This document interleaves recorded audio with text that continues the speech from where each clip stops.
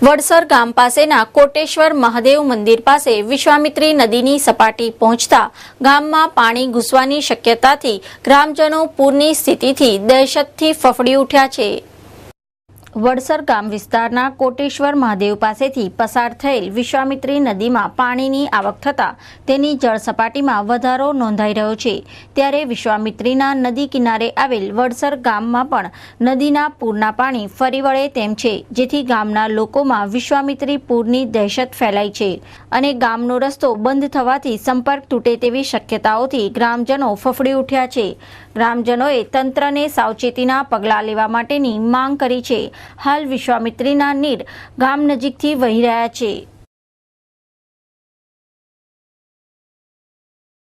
સરોવરમાંથી છોડવામાં આવેલું પાણી આજે વડસરના વિશ્વામિત્રી નદીમાં આવેલું છે અને એની સપાટી વધેલી છે, તો આવનાર સમયમાં કદાચ પાણી હજુ વધવાની શક્યતા છે, કારણ કે પાણી વધારે પૂરતું છોડવામાં આવેલું હોવાથી ગામમાં લોકોને તકલીફ પડી શકે છે કદાચ આવનાર સમયમાં, કારણ કે કોટેશ્વર મહાદેવમાં પણ પાણીની સપાટી ધીરે ધીરે વધી રહી છે, કારણ કે વધુ પૂરતું પાણી છોડવામાં આવતા તકલીફનો માહોલ સર્જાઈ રહ્યો છે વડસરમાં। રસ્તો કદાચ બંધ થવાની શક્યતા ખરી આવનાર સમયમાં।